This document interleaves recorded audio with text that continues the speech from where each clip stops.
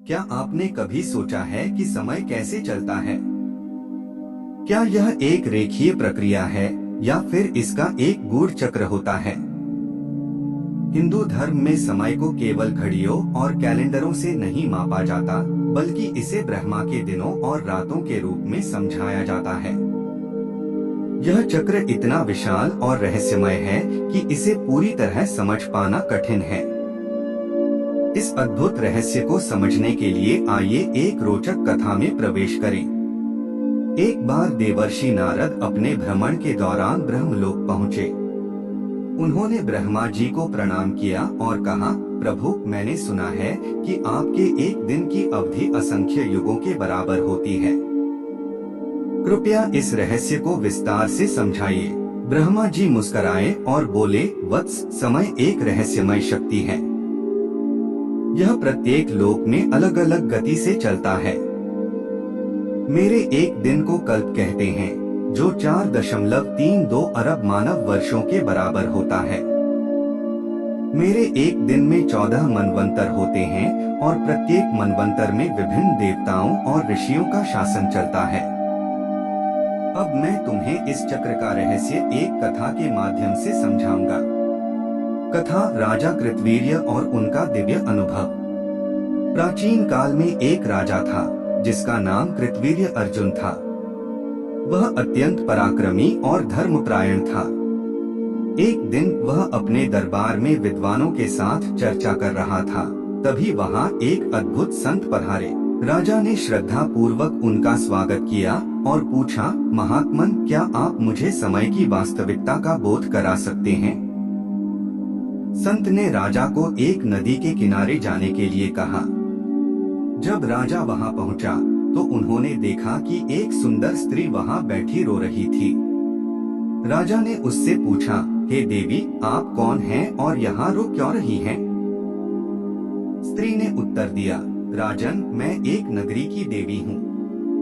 हर युग के अंत में मेरी नगरी नष्ट हो जाती है और नए युग में फिर से बनती है। यह चक्र अनवरत चलता रहता है। मैं दुखी हूँ क्योंकि मेरे नगर का विनाश निकट है। राजा को यह सुनकर आश्चर्य हुआ। तभी संत ने कहा, राजन, इस नदी के उस पार एक विशाल पर्वत है।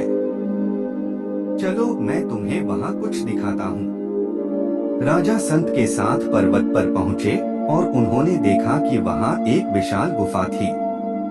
संत ने राजा से कहा, राजन, इस गुफा के भीतर प्रवेश करो और जो देखो मुझे बताओ।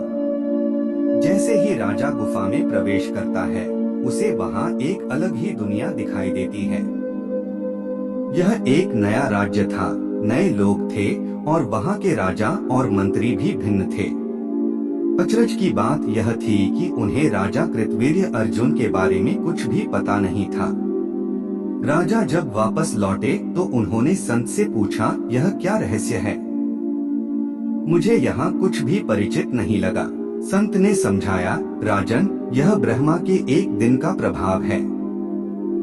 समय की धारा में परिवर्तन इतनी तीव्रता से होता है कि जब तक तुम गुफा में थे, पृथ्वी पर हजारों वर्ष बीत चुके थे। यह तुम्हारे द्वारा देखे गए नए राज्य इसी परिवर्तन का परिणाम है। ब्रह्मा के एक दिन में अनेक युग बदल जाते हैं और प्रत्येक कल्प में ब्रह्मांड नए सिरे से बनता है। संत ने आगे बताया, ब्रह्मा जी के एक दिन में 1000 महायुग होते हैं। एक महायुग 4 युगों से मिलकर बनता है, सत्ययुग, त्रेतायुग, द्वापर युग और कलियुग। एक सत्ययुग 17,28,000 वर्ष, 2 त्रेतायुग 12,96,000 वर्ष, 3 द्वापर युग 8,64,000 वर्ष, 4 कलियुग 4,32,000 वर्ष।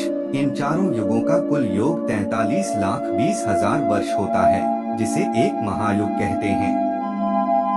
ब्रह्मा के 1000 महायुग मिलकर एक ब्रह्मा दिवस बनाते हैं, जो 4.32 अरब वर्षों का होता है। जब ब्रह्मा जी सोते हैं तो इसी अवधि तक प्रलय होती है और ब्रह्मा जी के जागने पर सृष्टि पुनः आरंभ होती है।